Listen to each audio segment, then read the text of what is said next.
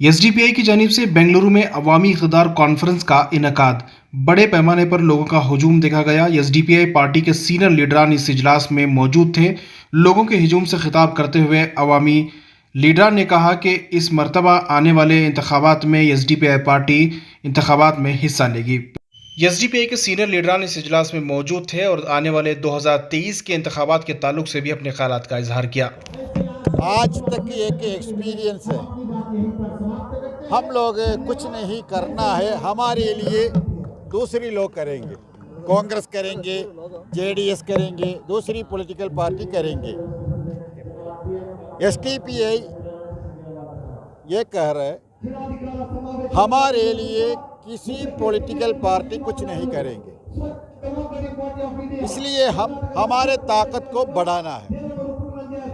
ये समझाने में थोड़ा टाइम लगेगा, लेकिन दूसरी पॉलिटिकल पार्टी जैसे बड़े पॉलिटिकल पार्टीज वो एक दिन काम करके पावर में नहीं आया है।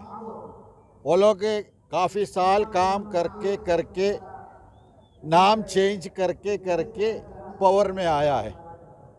हमें तो जल्दबाजी नहीं है, हम लोग सिर्फ एक एमएलए एमपी बनाने के लिए नहीं है, देश के डेमोक्रेटिक सिस्टम को मजबूत करने के लिए काम कर रहे हैं। उसके लिए एक टाइम आएगा, ज़रूर आएगा, हम लोग उसके लिए इंतज़ार कर रहे हैं, उसके लिए काम कर रहे हैं। 2023 के इलेक्शन में क्या तैयारी? देश के इलेक्शन में हम लोग कर्नाटका में कंटेस्ट करेंगे, काफ़ी जगह पे कंटेस्ट करेंगे। इस बार बीजेपी को हराना बोल के दूसरी पॉलिटिकल पार्टी को पीछे जाके, दूसरी पॉलिटिकल पार्टी के पीछे जाके हमारे वोट वेस्ट करने के लिए प्लान नहीं है। हम लोग डायरेक्ट कंटेस्ट करेंगे, क्योंकि मैंने आज स्पीच में भी बोला, हम लोग वोट देने के सियासत ख़त्म कर दिया। हम लोग अपनी ताकत को बढ़ाने के लिए वोट लेने का सियासत स्टार्ट किया है। सर, बीजेपी का कहना है कि मुस्लिम वोट बैंक अब डिस्ट्रॉय हो चुकी है, कोई मतलब नहीं है मुस्लिम वोट बैंक का, क्या इररिलेवेंट कर दिया है, ऐसा कहना है बीजेपी। वो बीजेपी ऐसा कह रहा है मुस्लिम वोट बोल के नहीं है बोल। असल में एक मुस्लिम एक पॉलिटिक्स है, वो पॉलिटिक्स को बीजेपी ख़त्म करना चाहता है, उसके लिए कोशिश कर रहे हैं। लेकिन अभी मुस्लिम कम्युनिटी के अंदर पॉलिटिकल अवेयरनेस आया है, तो जैसे कि अभी इसलिए मुसलमान को एक ही साइड में लाने के लिए एसडीपीआई कोशिश कर रहा है। लेकिन दूसरे साइड में तो हिंदू चले जाएंगे, फिर तो 2080 का मामला हो ऐसा नहीं है, क्योंकि ये बीजेपी हिंदुओं के लिए काम कर रहे बोल के एक गलत फहमी पैदा किया है। बताइए ये हिंदू कम्युनिटी को बीजेपी ने क्या किया? महंगाई तो सबके, रोजगारी ख़त्म हो रहे वो सबके इशू है, जीएसटी वाले इशू सबके, और हमारे ऊपर टैक्स लगा रहे वो सबके खिलाफ। हिंदुओं के लिए हिंदू सरकार बोल के बीजेपी ने कुछ नहीं किया है। वो लोग सिर्फ एक हिंदू मुस्लिम मंदिर मस्जिद कार्ड खेल रहे, वो हमेशा के लिए नहीं चलेगा। वो हिंदू कम्युनिटी को भी समझ में आ रहे ये हमें धोखा दे रहे। देखिए, social democratic party of India अलग अलग डिस्ट्रिक्ट में लास्ट 2 महीने से अवामी इक़्तिदार कॉन्फ्रेंस चला लेकर है। इसका मकसद वेरी क्लियर है, आज़ादी के 75 साल बाद भी सभी पॉलिटिकल पार्टी से हम लोग को रूल किया है। कांग्रेस 54 इयर्स किया है, जनता दल जनता परिवार का 8 साल किया है, बीजेपी 12 साल से किए हैं। तो इस 75 साल के बाद क्या अभी भी आवाम को जो बेसिक नीड्स है, यानी free education, free health, roads, घर, ये कुछ भी नहीं दे सके? क्योंकि आज के ज़माने में आवाम की इशू एजेंडा नहीं है, चाहे वो असेंबली हो, पार्लियामेंट में हो, कोई भी हो, आवाम की रियल इश्यूज चर्चा नहीं हो लेकर है। तो इसलिए क्योंकि डेमोक्रेसी में आवाम इम्पोर्टेंट है, पॉलिटिकल पार्टी बनाते हैं आवाम, सरकार बनाता है आवाम, ऑफिस टैक्स देता है आवाम, मगर अवाम को नेगलेक्ट किया जाता है। तो इसलिए अवाम जागरूकता होना चाहिए, अवाम इक़्तिदार में आना चाहिए, अवाम क्वेश्चन करना चाहिए, अवाम पूछना चाहिए। तो इसलिए अवाम को जागरूक करने के लिए हम लोग ये इक़्तिदार कॉन्फ्रेंस बनाए हैं। अवामी इक़्तिदार कॉन्फ्रेंस के जरिए ये पैगाम देना चाहते हैं, social democratic party of India आने वाले हर इलेक्शन में हम लोग कंटेस्ट करेंगे, क्योंकि 5 साल में जो भी पॉलिटिकल पार्टी है, जो पॉलिटिकल पार्टी जो कॉन्स्टिट्यूशन का मुताबिक लोगों को जो जस्टिस देना था वो दिए नहीं है।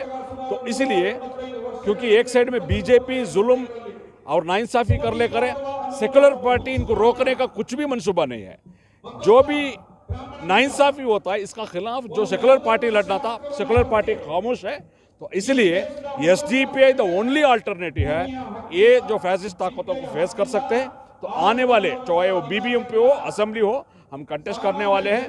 हम आवाम का जो जागरूक करते हुए आने वाले दिन में एसडीपीआई को आप सपोर्ट करना है, एसडीपीआई का साथ रहना है, एसडीपीआई को वोट देना है बोलकर हम ये पैगाम देने के लिए इस कॉन्फ्रेंस हम लोग बनाए। क्या पैगाम दिया गया आज प्रोग्राम में? बेंगलुरु में ये जो अजीमुशान अवामी इक़्तिदार कॉन्फ्रेंस मुनक़िद है लिंगराजपुरम में फ्रेजर टाउन के पास, ये एक मिसाली कॉन्फ्रेंस है जिसमें हज़ारों के लेडीज़, यूथ्स और उलमा इकराम के अलावा नौजवान जमा हैं। और यहाँ पर हमारे नेशनल प्रेसिडेंट एम.के. फैज़ी साहब और स्टेट प्रेसिडेंट अब्दुल मजीद साहब के अलावा वाइस प्रेसिडेंट एम.के. बी.एम. कामले साहब और हमारे स्टेट जनरल सेक्रेटरी भास्कर प्रसाद साहब पुट्टनजय साहब, ये तमाम तशरीफ़ लाए हैं। असल मकसद क्या है, अवाम के अंदर एक सियासी बेदारी पैदा करना है। सिर्फ इंतखाबात में इलेक्शन देना ही हमारी ज़िम्मेदारी नहीं है, बल्कि मुल्क के हालात में हमारी हिस्सेदारी होनी चाहिए। कॉन्स्टिट्यूशन को बचाने के लिए, फंडामेंटल राइट्स को बचाने के लिए, अक़लियतों के मसाइल को हल करने के लिए हमें मुज्तमा होना है। ये सिर्फ मुसलमान नहीं, दलित, मुस्लिम, अवाम तमाम मिल के सियासी तौर पर बेदार होके ही हम अपने मसाइल को हल कर सकते हैं। इसलिए ये कॉन्फ्रेंस मुनक़िद की गई है। मंगलूर के बाद, दावनगरे के बाद, गुलबर्गा के बाद, मैसूर के बाद बेंगलुरु में आज ये मुनक़िद है। ये सिलसिला जारी रहेगा। क्या ये इलेक्शन की तैयारी है? इलेक्शन की तैयारियां तकरीबन 10 साल से हमारी चल रही हैं। पार्टी ही बनाए हैं इंतखाबात में हिस्सा लेने के लिए, ज़रूर इंतखाबात में हिस्सा लेंगे। गुज़िश्ता एमएलए इंतखाबात के मौके पर हमने हिस्सा इसलिए नहीं लिया कि बार बार ये कहा जाता था कि सेक्युलर वोट बढ़ जाएंगे, लेकिन जब हमें मालूम हुआ कि सेक्युलर इकट्ठा होके भी अगर वोट देंगे तो फिर बीजेपी की दुकान में सेल के लिए हमारे सेक्युलर एमएलएस वेटिंग में हैं। तो इसलिए हम अपना दुकान, अपनी पार्टी, अपना मकाम, अपने इश्यूज़ को हल करने के लिए हम अपने पाँव पे खड़े हो जाएंगे इंशाअल्लाह। आज यहाँ पर एसडीपीआई की तरफ से एक पीपल्स पावर कॉन्फ्रेंस हम लोगों ने मुनक्किद करी है। इस पीपल्स पावर कॉन्फ्रेंस के मकसद तो बहुत सारे हैं, लेकिन मैं यहाँ पे बहुत अहम मकसद जो वो आपको गिना देती हूँ। जैसा कि हम देख रहे हैं इस वक्त हिंदुस्तान का पॉलिटिकल सिनेरियो बहुत ही निगेटिव तरीके से या निगेटिव डायरेक्शन में जा रहा है। और उसके बाद जिस तरीके से 75 साल आज़ादी के पूरे होने के बाद नरेंद्र मोदी जी लाल किले से अपनी अचीवमेंट्स गिनवाते हैं और वो जो कॉन्ट्रीब्यूशंस गिनवाते हैं उसमें से एक भी अचीवमेंट और कंट्रीब्यूशन जो है वो ना तो अब तक हमें देखने को मिला, ना अब तक हमें सुनने को मिला। मोदी जी ने कहा था सबका साथ सबका विकास, लेकिन वो नारा जो है वो सबके साथ सबका सत्यानाश हो गया। वो इकोनॉमी अगर हम देखें, सोसाइटी देखें, अगर हम जुडिशरी का हाल देखें, अगर हम पुलिस डिफेंस का हाल देखें, अगर हम यूएपी और ईडी जैसी इंस्टीट्यूशंस का हाल देखें, तो इस वक्त हिंदुस्तान से डेमोक्रेसी तकरीबन ख़त्म हो चुकी है। और इसके अलावा माइनॉरिटीज़ के साथ जो बदसलूकी और जो डिस्क्रिमिनेशन हिंदुस्तान की ज़मीन पे किया जा रहा है, उसका सबसे ताज़ा एग्जाम्पल 15 अगस्त के दिन मोदी जी ने औरतों को 11 उन रेपिस्ट को आज़ाद करके दिया है। यानी कि वो जो 11 रेपिस्ट आज़ाद हुए हैं वो हिंदुस्तान की औरतों के लिए 75 साल के बाद एक बड़ा तोहफा है बीजेपी की तरफ से। तो ऐसी आइडियोलॉजी जो मनुस्मृति के हिसाब से चलती है, जो एंटी ह्यूमन आइडियोलॉजी है, उसको नकारने के लिए, लोगों को अवेयर करने के लिए और मुल्क के आइन को बचाने के लिए आज यहाँ पर पीपल्स पावर कॉन्फ्रेंस जो है उसका इनेकाद किया गया।